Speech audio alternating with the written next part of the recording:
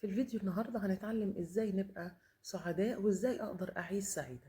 هل في يوم سألتي نفسك هو انا ليه مش سعيدة؟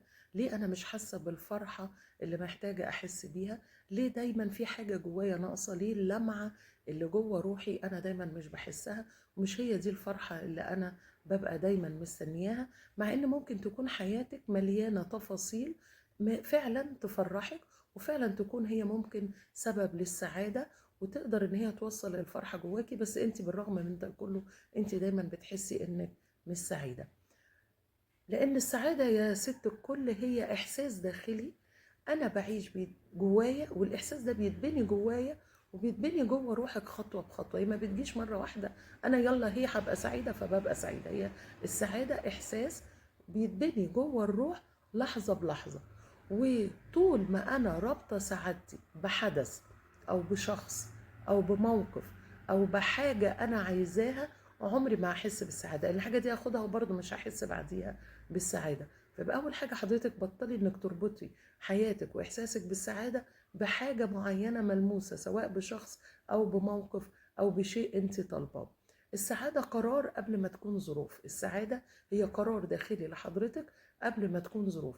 في ناس كتير قوي قوي قوي مستنية إني لما ارتبط أكيد هبقى فرحانة قوي، إني بنجاحي الفلاني هو ده اكبر حاجه ليا هتبقى سبب السعاده، اني لما اروح المشوار الفلاني، لما انقل الشقه الفلانيه، لما اخس، لما مش عارفه اشتري الفستاني. مش هو ده سبب السعاده. ممكن ده كله برضو يحصل، تلاقي نفسك جواكي لو انا الحاله من جوايا، روحي من جوه مش مقرره ان هي تبقى سعيده، مش هنعرف نحس بكل ده. السعاده يا ست الكل هي حاله حضور، هي حاله حاليه انا عايشاها. فالحاله دي لو حضرتك عايشاها بفرح وبرضا، هي دي السعاده. انك تعيشي دلوقتي وتقدري تقولي ان انا كده فرحانه. ليه؟ لاني مقدره كل اللي عندي، مقدره كل حاجه وكل تفصيله صغيره في حياتي انا مقدراها، وفعلا دي محسساني بالسعاده. تعالي في وسط يومك اعملي حاجه ليكي انت بتبسطك، وحاجه على فكره تبقى صغيره، مش لازم تبقى حاجه كبيره، ومش لازم يبقى الهدف هدف طويل قوي.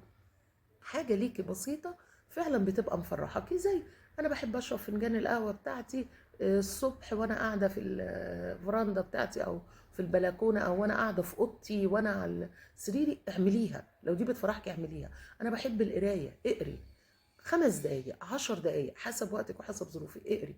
انا بحب ارسم، لا ده انا مش برسم، انا بس بحب امسك الورقه كده واشخبط. امسكي وشخبطي وطلعي الطاقه اللي جواكي فيها واعمليها. إيه، انا بحب انزل اتمشى، دي اكتر حاجه، ان انا اشوف الشارع كده واشوف النور والشمس واشوف نور ربنا، ده بيفرحني. انزلي اعملي ده، انزلي اتمشي 5 دقايق ولا 10 دقايق، لان الاحساس بالسعاده هو حاله انت بتبقي عايشاها. اقري دايما الحاجه اللي انت بتبقي محتاجاها. زي عارفه كده اللي هو هقولها لك بكل بساطه، اقري نفسك ايه اللي انا بعمله، وفي اللحظه دي وانا بعمله ببقى مبسوطه قوي، وهي دي بدايه حاله السعاده.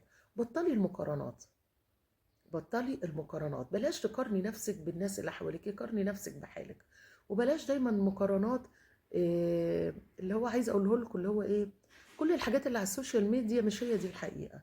ده بلاش تقارني نفسك بفلانه على السوشيال ميديا. بطلي المقارنات وركزي على رحلتك انت، مش رحلة حد تاني. ركزي على حياتك انت، مش حياة حد تاني. طول ما انت مركزة في حياتك انت بس، هتلاقي الدنيا دايما افضل. اختاري كمان دوائر الدعم اللي حواليكي، اللي تكون الناس اللي فعلا هم بالنسبة لك يبقوا دعم. يعني اختاري الناس اللي بتحبك فعلا من قلبها، الناس اللي فعلا بتشجعك دايما على النجاح، الناس اللي بتبقي قاعدة معاهم بتبقي اهدى واقوى واحسن. ابعدي عن الناس اللي طاقتهم دايما سلبيه، ابعدي عن الناس اللي مش بيحبوك، ابعدي عن الناس دايما بيحسسوك انك قليله، دول ابعدي عنهم.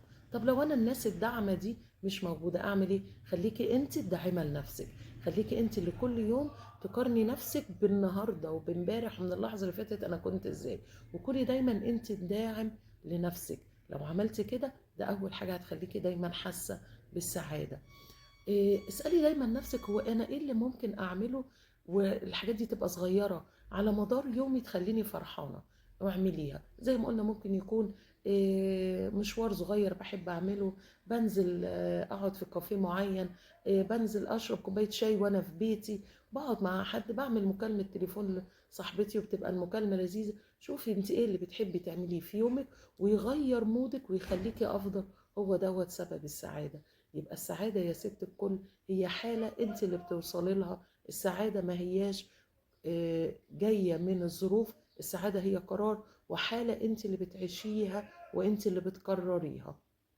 مستنياكوا تكتبوا لي في الكومنتات ايه اكتر حاجة بتعمليها بتحسسك بالسعادة، ونهاركم كله سعادة ومحبة.